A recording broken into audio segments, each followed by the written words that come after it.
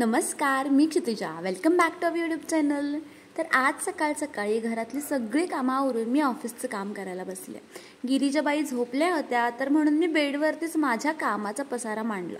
पण बसते का नाही तोपर्यंत 5 मिनिटातच गिरिजा मॅडम उठल्या आणि मग काय, त्यांचा खेळ चालू.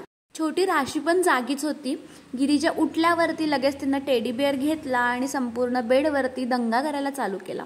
तर ती खाली पडू शकते, माझ्या हातात बाळ आहे, तर माझं तिथपर्यंत हात नाही जाणार, मी उठू नाही शकत.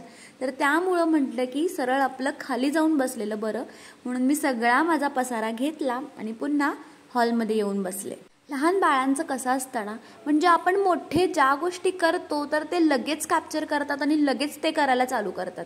तर गिरिजाला सुद्धा लॅपटॉपची बटणं दाबायची असतात, तर ते सगळं माहिती आहे आणि ती लॅपटॉप ऑपरेट करायलाच चालू करते. तर मी हॉलमध्ये येऊन बसले. थोडंसं आज अर्जंट काम होतं मला. माझ्या क्लायंट्सचे काही डिझाईन्स मला द्यायचे होते अर्जंट बेसिसवरती आणि मला ते मोबाईलवरती नव्हतं करायचं, लॅपटॉपच हवा होता. तर त्यासाठी मी लॅपटॉप घेऊन बसले होते. मग दोघी पण जाग्या होत्या. थोडा वेळ हिला पॅम्पर करायचं, थोडा वेळ तिला पॅम्पर करायचं.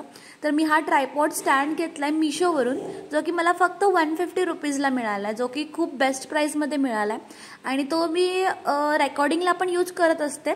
पण मी आता तिला मोस्टली कधीतरी एंगेज करायचं असेल तर मी तिला गाणी लावून देते मोबाईलवरती. फार वेळ नाही देत, कारण तिच्यासुद्धा डोळ्याला त्रास होतो. तर अगदी कमी वेळेसाठी, म्हणजे माझं जर काहीतरी काम असेल अर्जंट आणि तिला कुठल्या तरी कामामध्ये गुंतवायचं असेल तर मग मी तिला तिचं फोन जो आहे, गाणं जे आहे तर ते चालू करून देते. आणि मी राशी पण ॲक्च्युली जागीच आहे, ती पण सारखी तिला पण घ्यायला लागते, बसवायला लागते, मग परत झोपवायला लागते. आणि अशी ही दोघींची दंगामस्ती कंटिन्युअसली चालूच असते दिवसभर ती. तर ही जी वर्क फ्रॉम होमची कन्सेप्ट आहे ना, तर ती मला पर्सनली खूप जास्त भारी वाटते.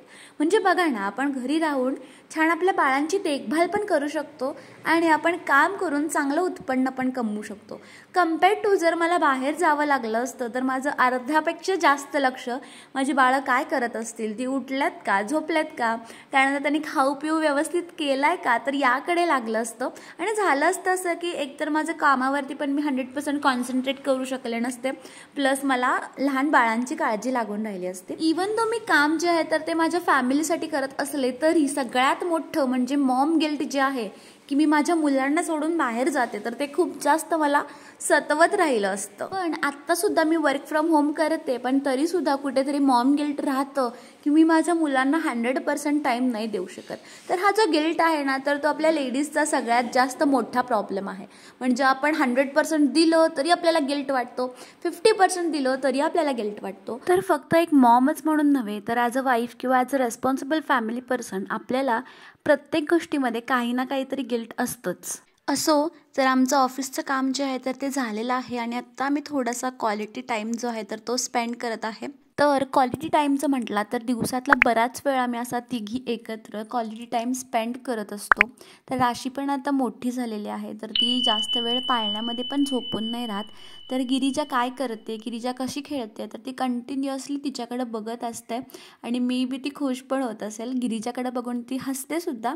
गिरिजाच्या प्रत्येक मूव्हकडं तिचं लक्ष असतं. तर मे बी गिरिजा काय करते ती एकदम जवळून बघते आणि गिरिजासुद्धा राशीला खूप जास्त पॅम्पर करते, म्हणजे most of the time pamper करते. ती पण अजून लहान आहे, तिला फारसं नाही कळत, पण मोस्ट ऑफ द टाईम ते पॅम्पर करते. मोस्ट ऑफ द टाईम बरेच लोक मला विचारतात की बाळाला घेतल्यावरती गिरिजा चिडते का कधी, पण मोस्टली असं कधीच होत नाही, कारण दोघींच्यातलं अंतर कमी आहे. गिरिजा पण खूप छोटी आहे, तर त्यामुळे तिला या ज्या गोष्टी आहेत तर त्या समजत नाही, तर ती एन्जॉय करते आपण जे काय करतो, खेळतो ते. फक्त काळजी या गोष्टीची घ्यायला लागते की गिरिजासोबत बाळाला एकटं सोडून नाही चालत, कारण बाळ अजून खूप छोटा आहे आणि गिरिजा बाळासोबत खेळायला बघते, तर त्यामुळं दोघींना एकटं नाही ठेवून चालत. तर दोघींसोबत मलासुद्धा तिथं कंटिन्युअसली एंगेज राहावं लागतं आणि खेळावं लागतं.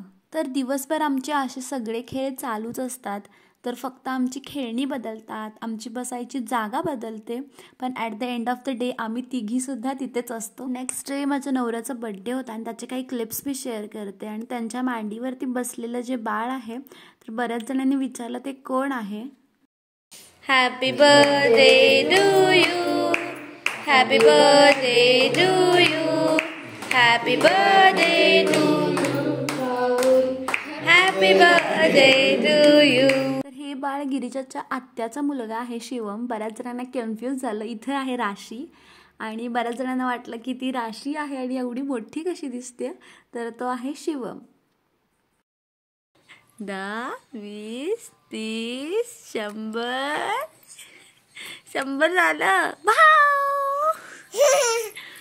आणि 10, 20, 30, 100. तर हा व्लॉग मी इथेच एंड करते आणि व्हिडिओ कशी वाटली ते कमेंट करून नक्की सांगा. आणि जर व्हिडिओ आवडत असतील तर चॅनलला सबस्क्राईब आणि शेअर करायला विसरू नका. सोबतच जी बेल आयकॉन दिसते तर ती सुद्धा हिट करा, म्हणजे इथून पुढे माझी व्हिडिओ आली की त्याची नोटिफिकेशन तुम्हाला लगेचच येईल. थँक्यू.